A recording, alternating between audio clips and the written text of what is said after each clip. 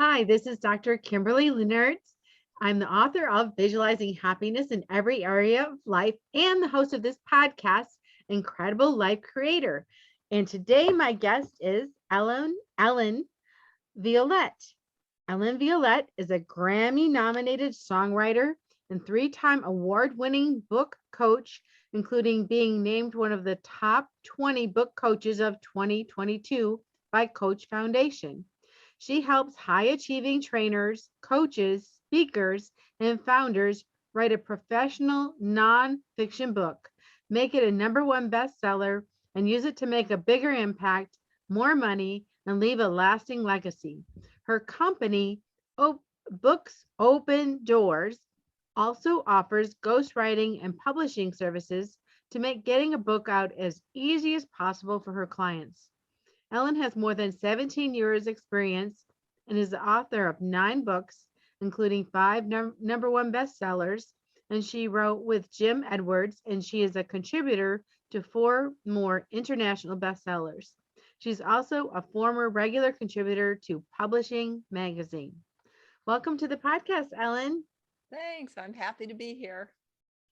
Yeah, so I know you have had quite a journey. You just didn't start out being an author and a coach. So why don't you tell us about your journey and where you started? Well, I always knew that I wanted to write a book someday. And I know there are a lot of people out there who feel that way. They're going to do it someday. And for me, I got a big wake up call because I got very sick and I almost died. And I I was already actually going to a holistic MD at the time, and they just did not know what to do with me. I lost 30 pounds in a month and I was fading away. And everything was toxic in my body. And my husband said, I am not letting you die. And he got on the internet and he found this doctor, and she explained exactly what I was going through. And she had gone through it as well. And it was called environmental illness. And it's when you become toxic to everything. Like I couldn't handle food and chemicals and perfumes and all kinds of things. And so I wanted to become a patient of hers, but she was no longer seeing patients. Luckily, she had written a book, and that book was called Detox or Die, and that book saved my life. So if you ever doubt the power of a book, you can literally save lives by writing a book. And at that point, the second wake up call in that for me was, oh my God, I don't know how much time I have. I didn't know, what was going to happen. And I thought I'd better start writing a book. But like so many people, I didn't know what to write about. I didn't have a business at that point. I had been in the music business for 20 years. And then I had a world-class recording studio in the house that I grew up in, but my parents both passed away and I had to sell the house. So I lost my studio. And in order to sell the house and get any money out of it, we actually had to fix it. So my husband and I did that. It took us about a year. And then we sold it right as the market was taking off in the 90s, and moved down to San Diego from Los Angeles and bought a place down here. And everything started going up here. And we were not making any money at all in our prospective businesses. And we thought, well, hell, we're making money with real estate. So let's keep making money with real estate. So we did that for a while until the market got too hot and there was nothing left to buy. We couldn't get financing. And so we ended up taking a property management job back in Los Angeles. And that's when I got online and was like, okay, well, what am I going to do with the rest of my life? And so I started looking around to see what was available. Like so many authors or experts, I was scared of trying to get a publishing deal. I knew the rejection rate was high, and I had no clue how to do a book proposal. And I really didn't like the idea of getting a publishing deal anyway, because I'd been in the music business for 20 years and we made like 10 cents a record and everybody else made all the money.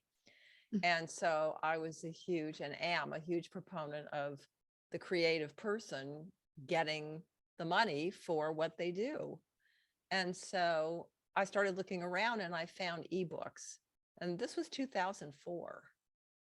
And some people were saying ebooks are dead. I'm like, ebooks are not dead. I mean, Kindle hadn't even come in yet, but I had the vision to see that that was not going to go away. And I got online and I found a New York Times bestselling author, and I signed up for a consultation with him. And I said, do you think I'm crazy to do this? Am I good enough? I think that's something a lot of authors, and experts think, am I good enough to write a book? Will it be good? Will it, is it worth it? And he said, oh, your writing is great. All you have to do is start sending stuff out on spec. I was like, oh God, no.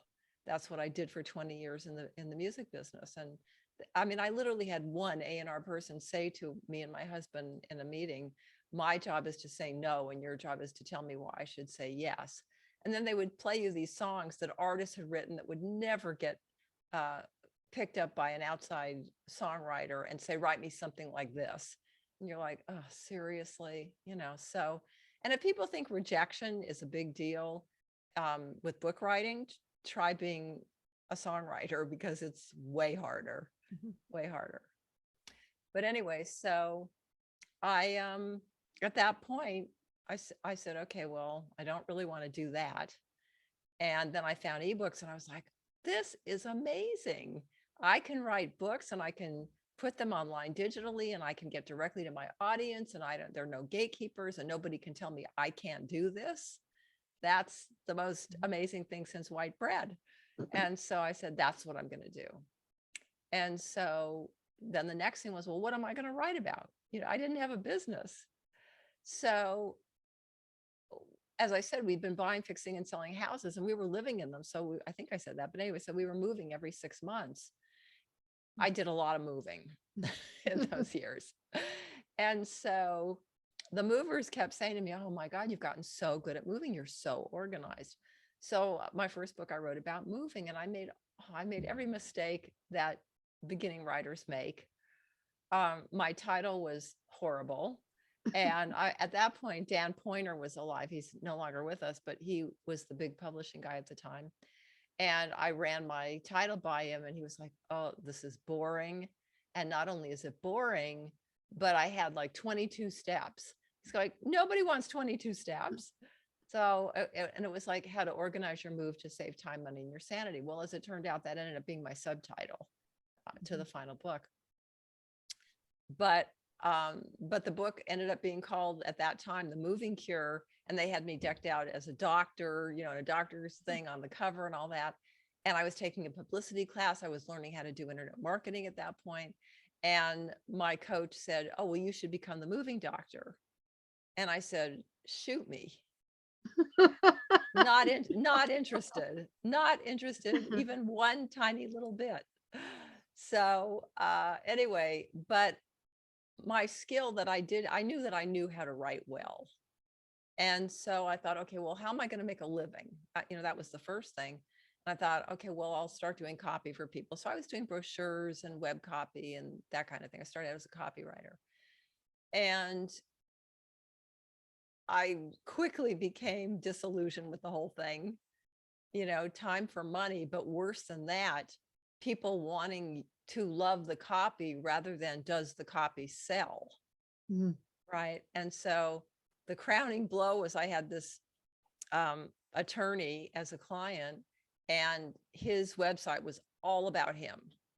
And I told him, it's not about you. It's about what you can do for your client. And we redid the whole thing.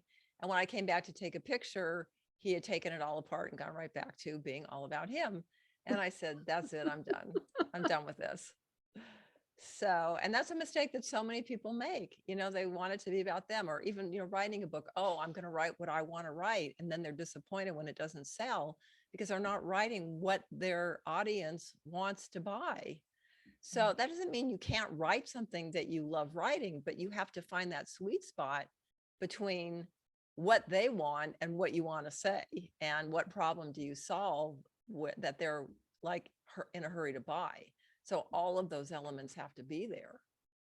So anyway, so we started going to internet marketing conferences, and the big one back then was the big seminar. I don't know if you were around back then, but anyway, so we went to the big seminar, And at this point, I was kind of in the middle of writing that first book, and it was getting to the point where it was going to be a real grind. It was going on and on. It was a boring topic. I was finding it difficult to get the information that I needed to do it properly. And so I started looking for an ebook coach, and there weren't any. It's like, I can't believe it. There's nobody teaching books that also understands like the digital side of it. And so I thought, well, first of all, I ended up hiring a regular coach, and that was like kind of a disaster. I mean, it was expensive. He didn't have a system. It gave me support, but that was it. It didn't give me the other things I needed. And I thought, this is right up my alley. I could do this. I could do this. So I thought, okay, that's what I'm going to do. And so that became, and at this point, I was like so ready to stop writing that book. I was so ready to give up. And I thought, okay, well, if I'm going to be the ebook coach, then I got to finish the book, because I can't tell people to write a book and not finish this book. So I finished the book. But I made another mistake that so many authors make. I didn't publish the book. I never published that book, because what happened was one of the chapters that was going to be in there was about pets, what to do with your pets, because that was some of the feedback I got back was, you don't have anything about pets. So I had hired somebody to do that. And then she got it in her mind that I was going to make all this money, and she started getting really nuts about contracts and, who was going to make what and all this kind of stuff. And I could see it was going to be a big problem. And so I dumped her. And then I went to somebody else, and so much time had gone by, I just basically lost interest at that point. And at that point, I also knew this wasn't what I was going to do as a business, so I didn't really care. And I spent a whole ton of money on it. I mean, that's one of the things, like if you don't have, like I teach nonfiction writing. So, and it's for people who have a business and want to be the go-to person, in their business. They want to get on bigger stages. They want more authority. And so they know they need a book to do that. So those are the kind of people that get the most benefit from writing a book, in my opinion. So, but a lot of people, they just start writing a book. And I kind of got off the topic. I don't remember exactly what I was saying, but anyway, so anyway, that's what happened. And I became the first ebook coach, really, at that point. But then I was taking this other course called Teleseminar Secrets. And that was the big course back then. We didn't have video. We didn't have blogs. We didn't have, we still had code, all that kind of stuff. So I was spending a lot of money on support, because I couldn't do anything hardly. I would get on and do teleseminars. And even with that, I mean, like so many people, I remember my early ones were horrible. They were terrible. I mean, I would literally write out a script and read it, And I remember when I started to get better and somebody said, "Oh my God, you've gotten so much better." And it's like, yay, yay. And my mentor from that course, Teleseminar Secrets, Alex Najosian, used to say, as you keep doing it, you'll remember more and more, and you'll get better and better, and it'll become more easily, and you'll improve. But it's like, oh, it can be so painful in the beginning. And, for some people, writing a book is the same way. I mean, it can be painful for them if they don't know what they're doing, if they don't have good support, if they don't have a good system to do it. And that's why I said, I mean, the first time I did it, I mean, I wrote a great book. I mean, I look at it now. I mean, it was masterful. It was beautiful. It was, perfectly laid out. It was just expensive for something that I had no use for, right? So that was kind of the issue with that. But yeah, so that was the story. And then I just started, I put together a workshop. I started giving it, and I've been giving it for 17 years. And then I went on to, then Kindle came in. So that was a whole nother issue, because when I wrote the book with Jim, we sent out a few emails and made like $12,000. It was a $29 book. Now all of a sudden Kindle was $2.99 for a book. So I didn't like that. So I didn't want to do it, and I was resistant, but eventually I saw that people wanted the #1 bestseller ranking. So I was going in there with some of my clients doing some research, and I just could see how it worked. And so I started doing that. I started doing #1 bestseller launches, and I have a 100% success rate for taking myself and my clients to #1. And so that is what I have done. And then, I've realized over the years that not everybody learns the same way. And so I put a lot of flexibility into my system. Like, the system works. But if you're a writer and you love writing, write. If you're a speaker and you don't love to write, but you love to talk, then talk it, but still use the framework, because the framework works. Beautiful. The guidelines work. Guidelines work. Yeah. So And also just doing it that many times. I mean, people would tell me what wasn't working. So, I mean, if somebody just is starting to, write a book, and then somebody says, "Oh, can you teach me how to do it?"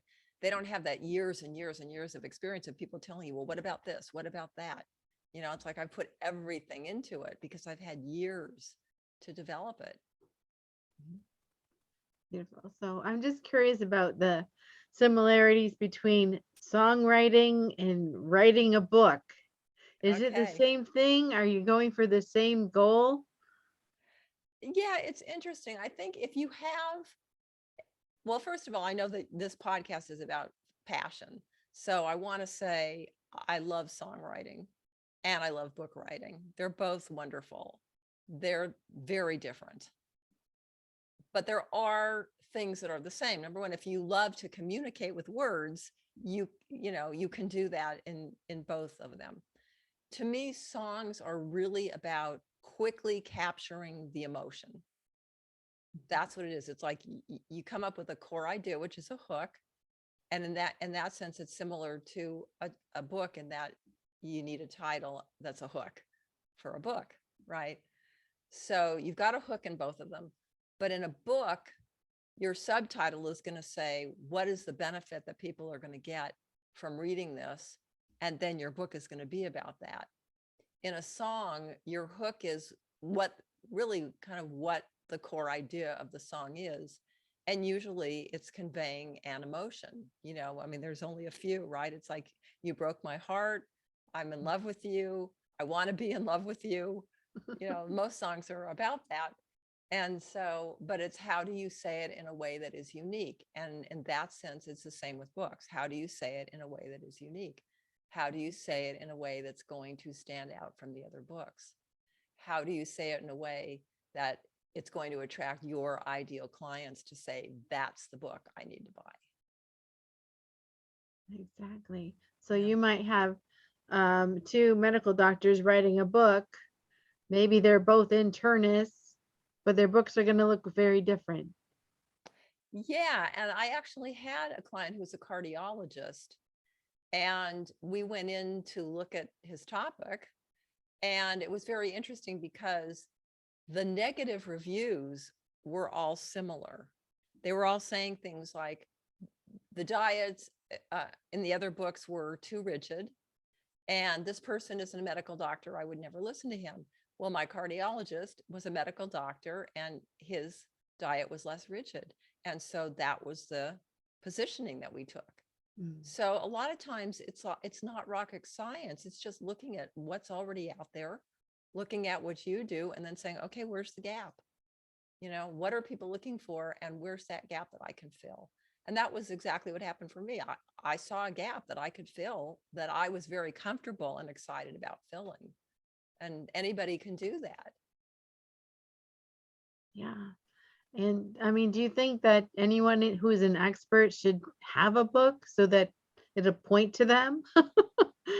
Absolutely. Yeah. I mean, writing a book, first of all, it does several things. One is it gives you more credibility and expert status, as I said. 2, it makes you more of the go-to person. And if people don't believe that, a really great example is there's a book called The One Thing by Gary Keller. And in that book, he felt that he wasn't getting the respect from his industry. And he went to his team and he said, give me 100 things that we could do to break out of this.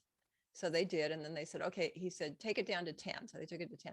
And then he said, what's the one thing we could do that could change everything? And they said, write a book. And so he wrote a book, and he sold millions of copies. And it's now the #1 realty company in the United States, for how they do it. So yeah, I mean, it can be amazing. And a lot of times too, it ends up becoming a series. I mean, look at something like the E-Myth. Michael Gerber wrote the E-Myth, and then over time, he's now got them for like the E-Myth for architects, the E-Myth for other people, construction. I think there's different ones. So yeah, definitely, you can expand it. But the other thing is like, do you ever get tired of saying the same thing over and over? Yes. We do that in our professions over and over. We say the same things.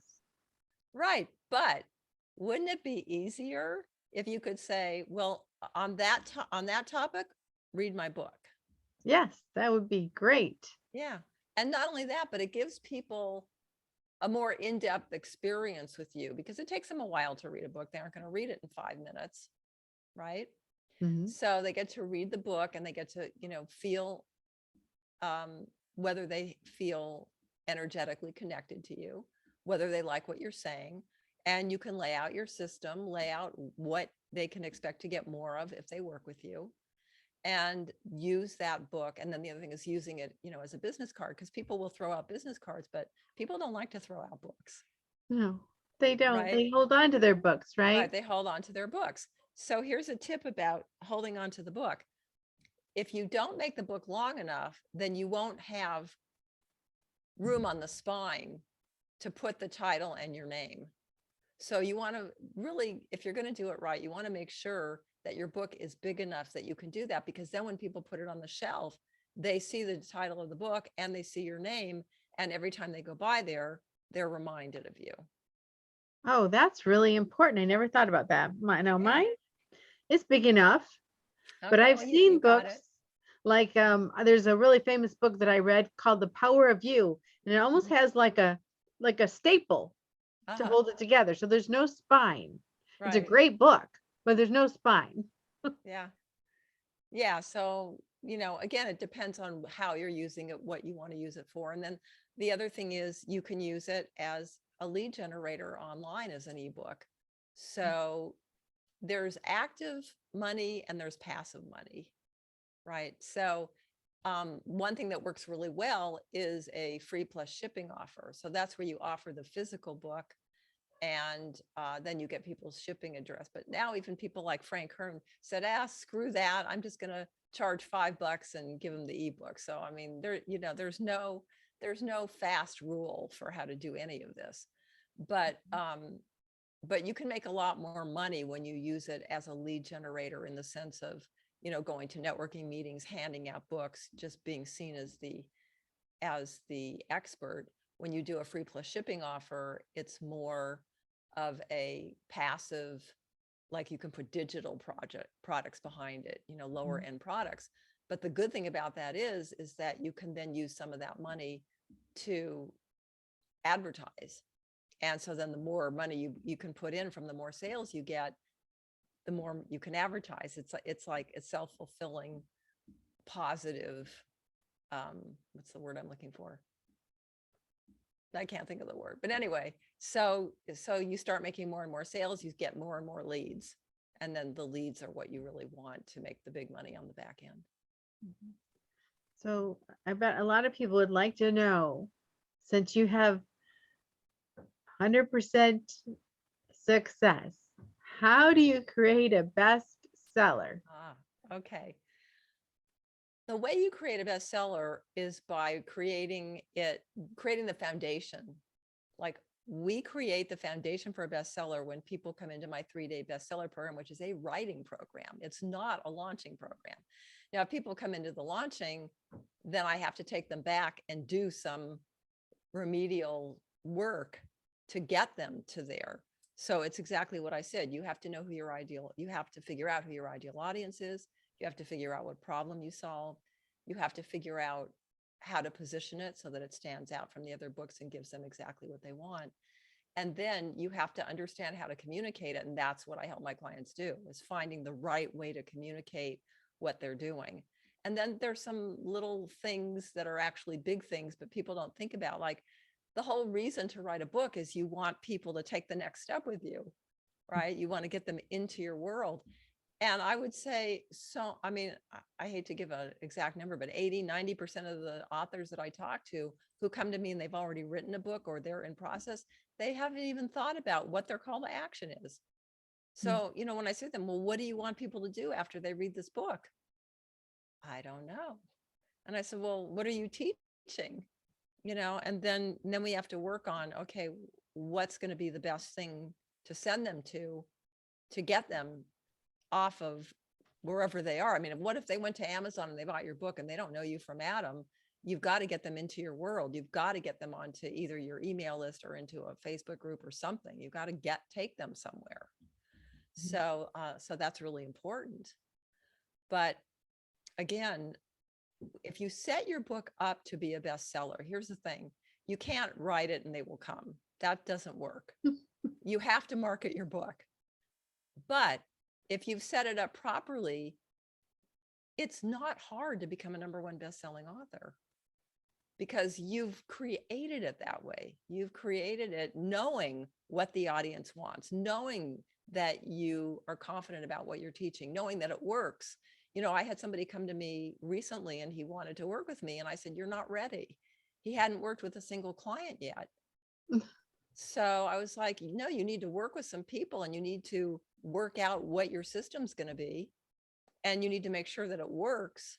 And then once you know that it works, then we can talk about writing a book. Oh, for sure. I know I've read books where I know they never did it. Really? They never did what they're telling you to do. Yeah. Yeah. So, I mean, to me, that's really important, is knowing your stuff. I can teach people to write a book in 3 days or less. That part is not hard. I can't tell you what to teach them, right? You have to know your process. You have to know what you're doing. And by the way, the reason that I can teach people to do it in 3 days, I'm going to give you a couple of my secrets. One is do an outline. Okay, do an outline. But here's what most people do instead. They start with either a brain dump, which to me is the absolute worst thing to do because it's completely unorganized. And all that does is make my eyes glaze over and I wouldn't know what to do with all that information. So you don't want to do that. And then the other thing is they do book research before they're going to write the book, but they haven't done the marketing research to even know what they should write. So now they do all this book marketing. And a lot of times it's just a way to procrastinate and not write your book, right? It's like, oh, I'm researching. I don't know what I'm doing, so I'll keep researching. And so that's the fastest way to get nothing done, basically, is to do that. The other thing is to schedule. What gets scheduled, what gets done.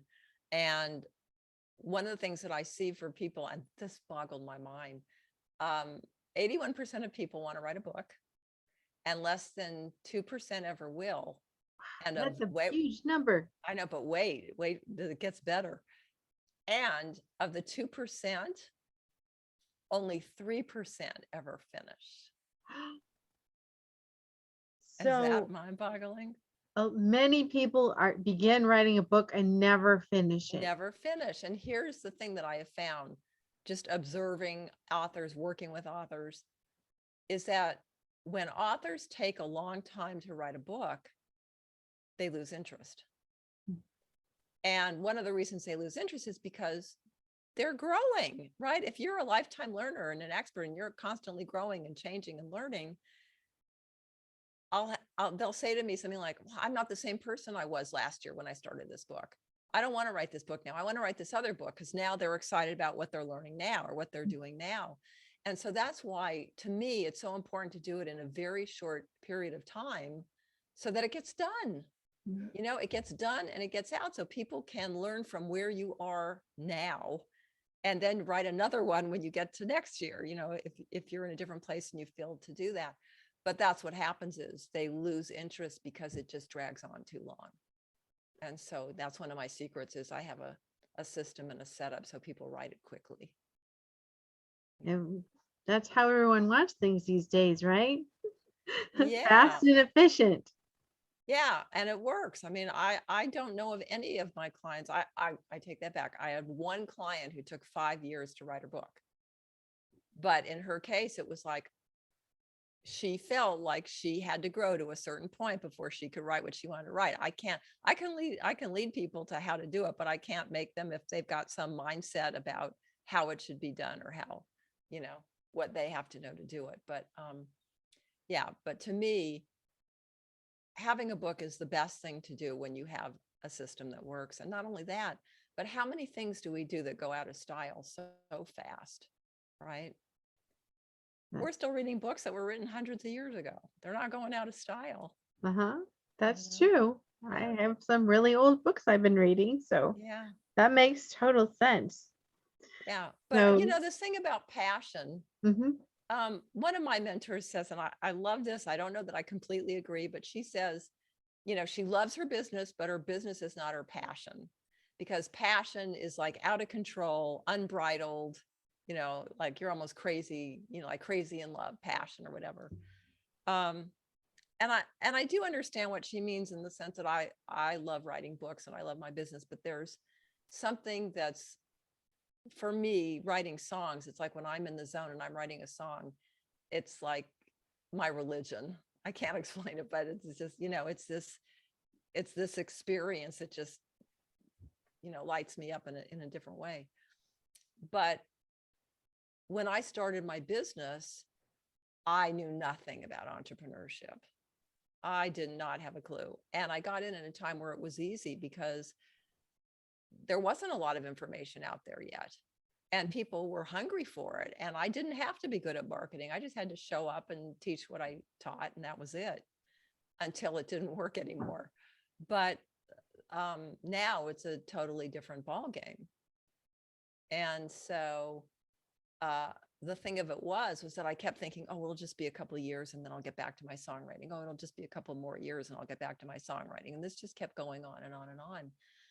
And all of a sudden, I was so unhappy. And I was like, oh my God, decades have gone by, literally. And I haven't done anything with my songwriting, and just scrolling through social media and watching television and everything else. And I said to myself, this is not okay. It's just not okay, because it's a part of my soul that is not being nourished. And so 2-3 years ago, I started writing again. And I'll tell you, in the beginning, it was hard. It was like that fear that, oh my God, I lost my mojo. I can't do this. This is terrible. And then eventually, it started to come back. But do I regret having not done it all those years? Absolutely, I do. So I just want to say to people, if you have a passion, don't let it linger. I actually heard Armin Morin is one of my early mentors. He was the one that put on the big seminar, and he's also a musician, a songwriter. And I saw at one point he actually was beating out all these big artists on Billboard because he has an amazing marketing machine.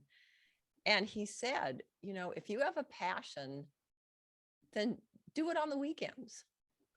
Find time to do it. And for years, I'd heard him say that, and I still didn't do it. I still didn't do it. And I can't even tell you why I didn't do it, but I can tell you that when I started doing it, I was a lot happier. So that's all I can say about that. Is I just so really want important to engage in things that we love, that light us yeah, up, that make us feel good, make us alive. absolutely. So that's really my main message to your audience, is do what you love. And if, writing a book speaks to you, then I would love to work with you. Awesome. So we're talking a lot about passion. We're talking about writing songs. I love you. I want to leave you, those type of things. So tell me about you. How long have you been married, and how does your love story go? Oh my God. My love story is crazy. I met my husband when I was 32. We were, or maybe it was 31. I don't know. Anyway, somewhere around there. We were friends for a year. We met at a spiritual group in the Valley in Los Angeles, where I grew up. And one night we were just sitting on the couch in my mom's house, and all of a sudden, all I remember is we were making out. And that was it. That was it. But But so we were together for 5 years before we got married. And I was hesitant to get married because he was a lot older than I am. So he's 22 years older than I am. So now I'm 69, he's 91. You know? Wow. Yeah.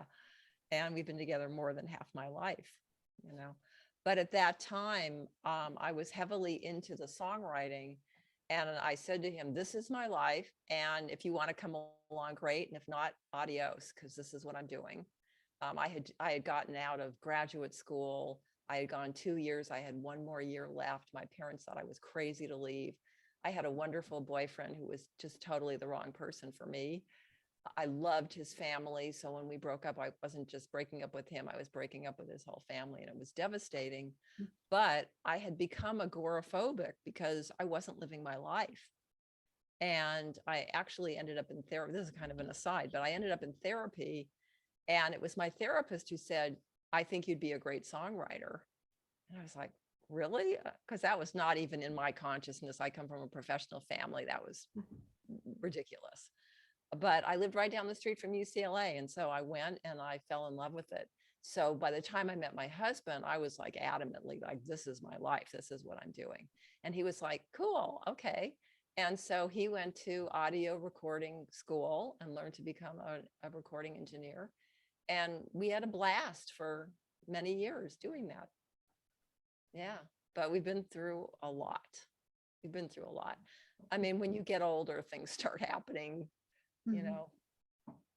And also we've been through a lot with the business too. I mean, I've, as I said, I was very naive, and I had a situation where I trusted somebody and I was making really good money. We were living at the beach, and all of a sudden my cash flow just dried up because I trusted somebody that I was getting this contract that I didn't end up getting.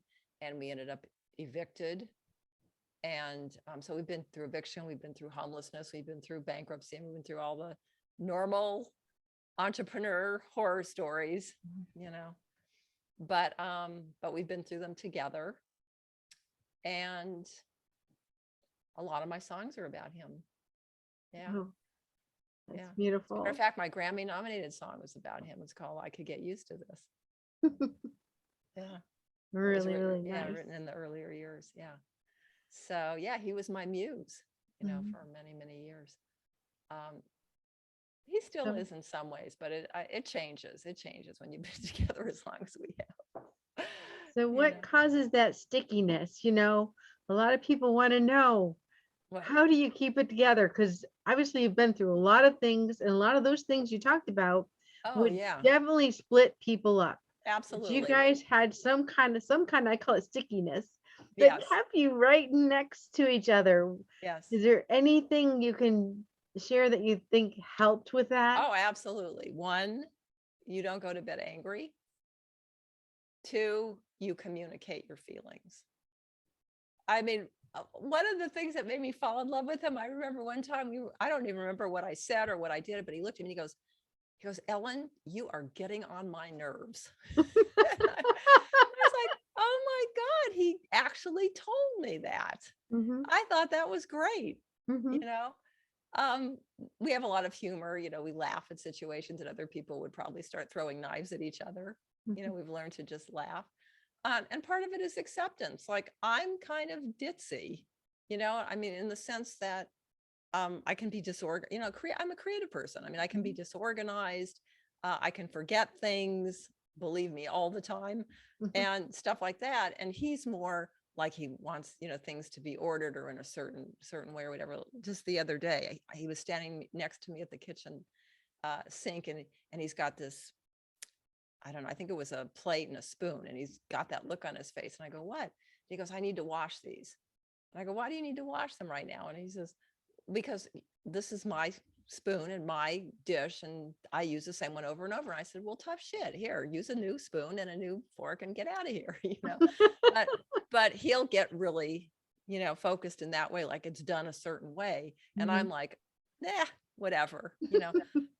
So sometimes he'll laugh at the way I am. Sometimes I'll laugh at the way he is, you know, but we accept each other's quirkinesses. And the main thing is we have the same values. We have, we believe in the same things. And I think that's what's important, is really the humor, the communication, and the values. We like each other. Yeah. I think that's That's really important to like the other person. Yeah. Yeah. For sure. Absolutely. Yeah. I mean, I'm going through something. I won't go into the details because it's not mine to give, but I'm going through something with someone where I love them, but I'm not liking them very much right now, Mm. And so that's what I mean when I say my husband and I, we like each other. I think that's key. Yeah. Yeah. Because we were friends first. And I think that's really important. He is my best friend. So I'll tell you, when I did reach a point at one point where I was at a breaking point. I was thinking of leaving. And I remember what went through my head, because he had just kind of checked out emotionally about some things that were going on at that time. And that was not okay. But I remember what went through my head was, he's my best friend. He's my family. How can I leave him? I can't imagine life without him. And that was really the thing that kept me fighting for the relationship at that point. Beautiful. Yeah. Beautiful. I'm going to change topics for a second here. Yeah. So, especially in light of the things that have been happening the last few years, for me, freedom of speech is so huge. I want to have this podcast so that I have a voice, but I want to give a voice to anyone so they actually can express themselves however they want to. Now I have a family show there's certain people I wouldn't let them express on my show. Right. But I mean, I think everyone should be able to express themselves or talk about what they want to talk about. And I think the books are the same way. I mean, what do you feel about that? Should people be able to just write whatever they want to write? Well, again, I think it goes back to what's the purpose? Like, why are they writing it? I mean, yeah, people can write whatever they want to write, but why? Like, why are you doing it? But that reminds me, I want to say something. I have a partner, actually. I mean, we've been working together since, I think, 2013. Politically, we don't agree on anything, but our values are the same and we support each other. And sometimes he'll do these posts just to piss people off, and I'll go, oh God, but we respect each other. And so, like, I don't have to agree with everybody, but what I will say is I remember somebody came to me and he wanted me to edit and publish his book, and I refused to do it. And the reason I refused to do it was the premise of his book seemed to me that he wanted women to be back in the 1950s. And I was like, no, I'm not helping you do this. Later we talked and he said, oh, that wasn't my intention. I said, well, if that wasn't your intention, you didn't write it the way you intended, because that's the way it came out. So yeah, I don't think any book should be banned. I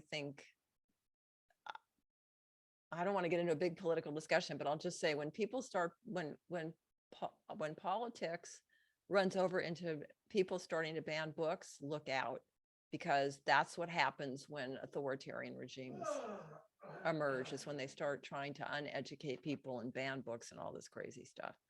So I am not for banning books. And as a matter of fact, one of the things that we're going to be doing is, there's a librarian, I can't remember the name of it right now, but there is an association that is fighting banning books, and we will be giving money to that. And that is my cause, is not letting books be banned. Yeah, I mean, I agree. I can think of even some childhood story books that I loved. And, as a young mother, I said, I'm going to go find that book because I want to read it to my child. Lo and behold, that book is banned. Are you kidding? Why would you want to read that to your child? Because it was a great book.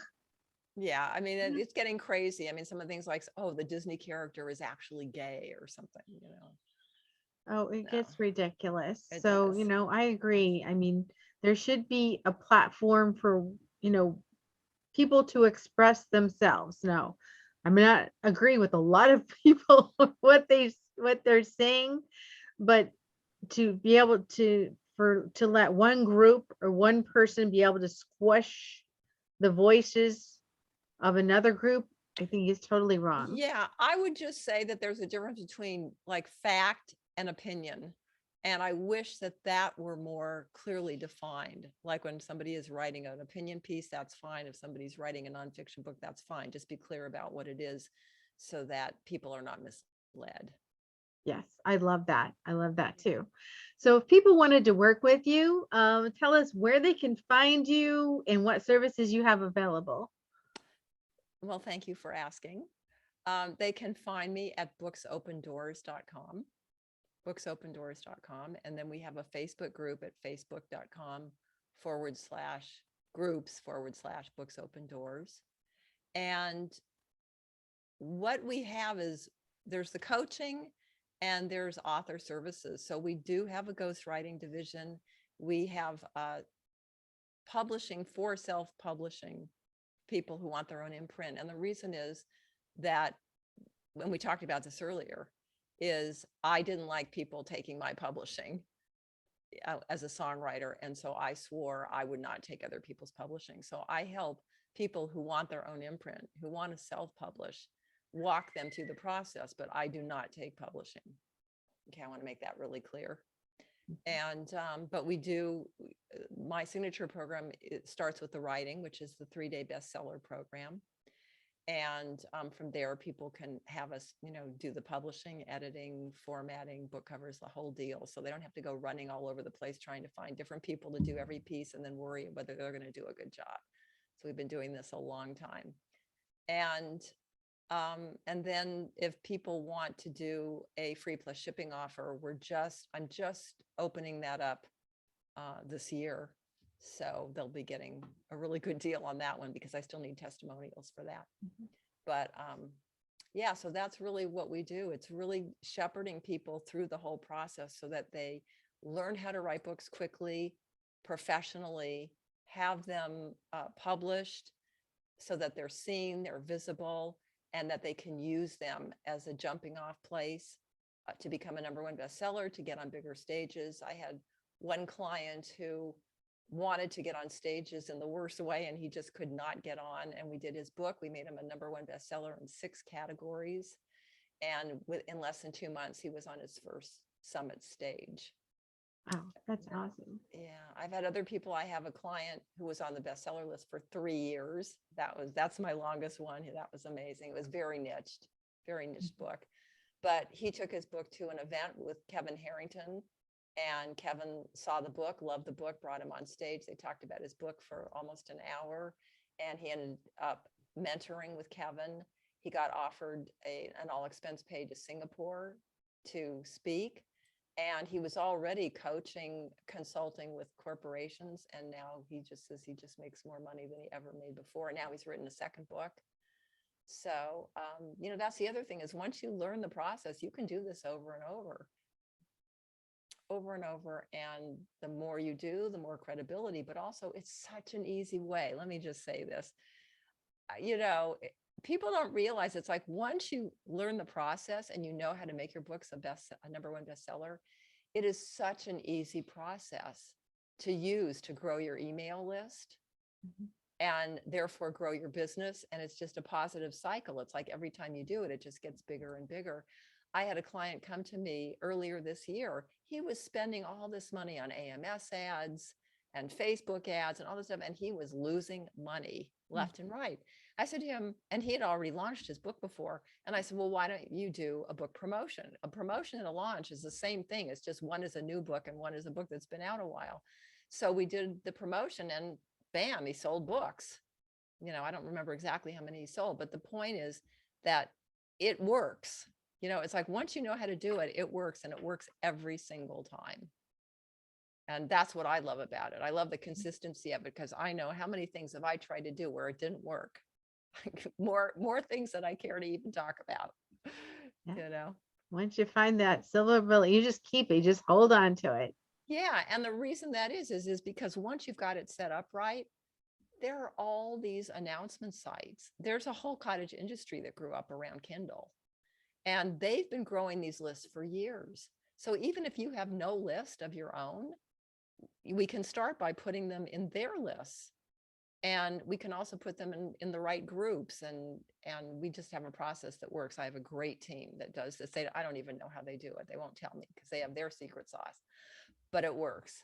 And so that's what I'm saying is like, people will say, well, how many books do I have to sell to be a #1 bestseller? And I say, you have to sell one book more than whoever is #1 right now. That's how many you have to sell. Well, I want to be a New York Times bestselling author. Well, you got to sell a lot of books to do that. So you either have to spend $100,000 or more, or you have to get to the point where you have a huge following, JV partners, relationships. But you can start right now being a #1 bestselling author and use it to grow so that you can then become a USA Today and a New York Times or whatever, whatever your big goal is. But you have to start, and if you already have a big list, great. We can start from there. But people don't understand that even a big list, it has to be a really big list. Because remember, you send out your emails, you're only going to get a percentage of those people, right? Who are going to open it. And then a percentage of those people are going to go to Amazon. A percentage of those people are going to actually buy. So you have to have a really big list. But to be a #1 bestseller, just follow the process. Beautiful. I love it. Yeah. So I'm going to ask you a personal question now. What Okay. gives you the most happiness and fulfillment in your life at this point? I already told you. When I come up with a lyric and it just flows, like I'm laying in bed and I'm just, just doing my songwriting, and all of a sudden it just all falls into place. I'm like in heaven. That's my happy place. I also love the beach. Sitting on a beach doing nothing. I love the beach. With my husband. Yeah. That is awesome.